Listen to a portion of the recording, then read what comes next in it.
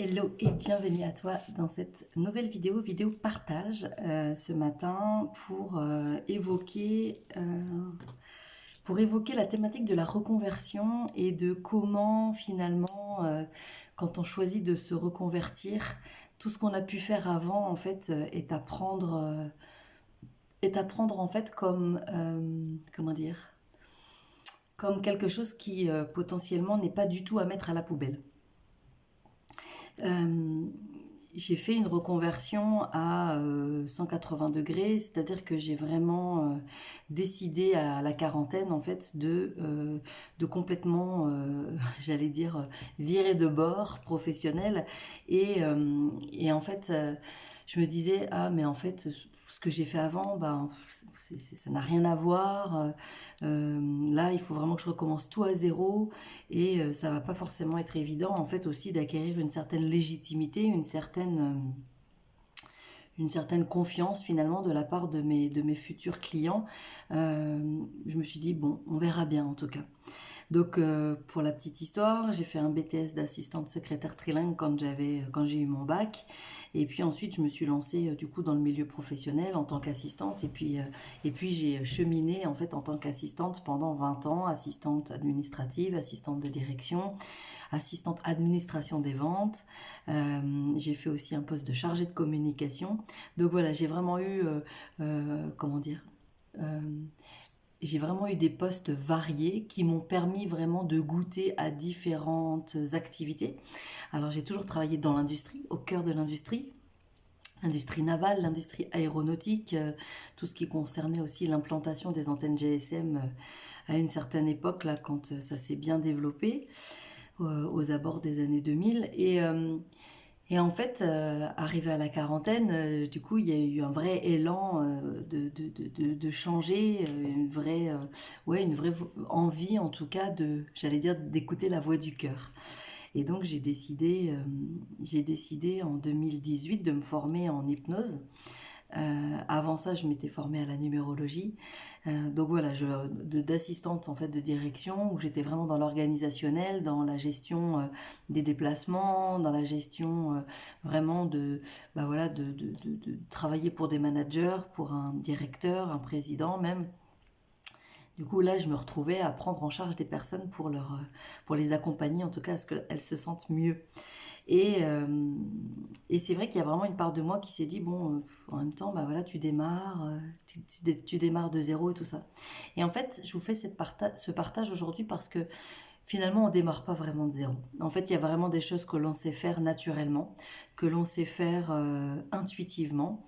Et moi, c'est ce que j'appelle les dons innés.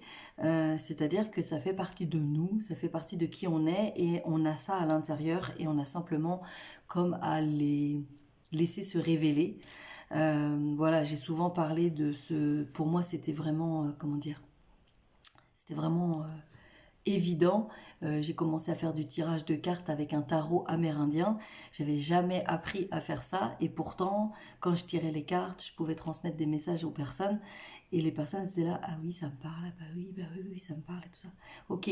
Donc en fait, j'aurais presque pu dire, mais moi qui je suis pour faire ça, bah en fait je suis simplement cette personne qui a déjà des potentiels et des qualités à l'intérieur et simplement la vie m'amène des personnes pour pouvoir quelque part euh, révéler ce potentiel inné, simplement mettre en lumière que je sais faire et que j'ai pas toujours besoin d'aller me former pour faire.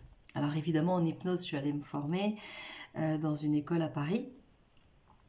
Et puis ensuite, j'ai démarré mon activité il y a déjà 5 ans. Et je continue de vous partager ça. Pourquoi? Parce que quand j'étais en entreprise, dans ma dernière entreprise dans l'aéronautique, j'ai eu l'immense bonheur aussi de me former à la communication non violente et de pouvoir accompagner les managers en fait du groupe en fait à mieux communiquer pour être mieux compris, pour que les messages soient plus clairs, pour être entendus aussi. Voilà, pour que la communication soit plus fluide, plus facile en fait entre les différents intervenants dans les entreprises. Et j'ai pris énormément de plaisir en fait à faire ça déjà en entreprise.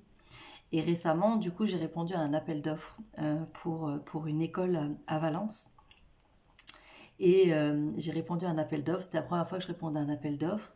Et j'ai pu sentir déjà, rien qu'en répondant à cet appel d'offres, que toutes mes compétences en fait d'assistante aussi me permettaient de faire un dossier qui tenait la route, un dossier dans lequel il y avait du contenu et que la forme était en plus joliment présentée. Et ça m'a permis aussi de sentir que finalement tout ce que j'avais fait avant, eh bien aujourd'hui encore ça pouvait me servir.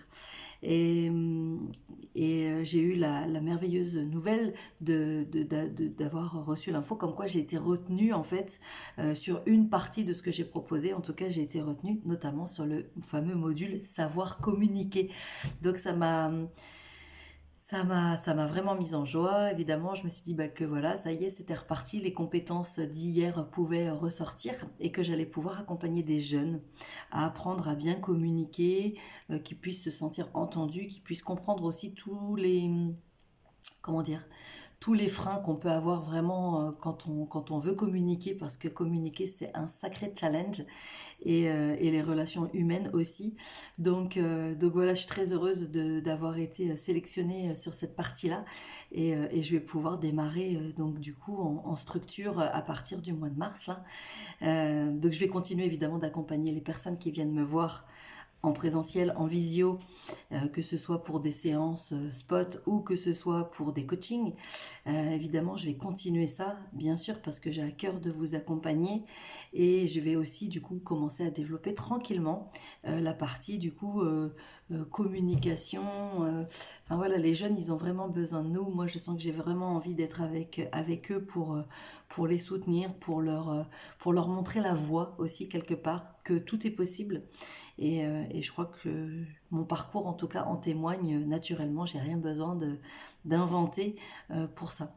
Voilà, donc c'était le partage que même quand vous faites une reconversion, finalement, tout ce que vous avez fait avant est vraiment bon à garder, même si ça ne vous sert pas tout de suite, en fait, à un moment ou à un autre, potentiellement, vous pourrez en avoir besoin, mais c'est vraiment comme une caisse à outils, en fait, que vous développez tout au long de votre carrière. Et donc, du coup, l'idée, c'est vraiment de se rendre compte aussi de ce que vous avez fait avant. En fait, c'est aussi ce que vous êtes capable de proposer aujourd'hui.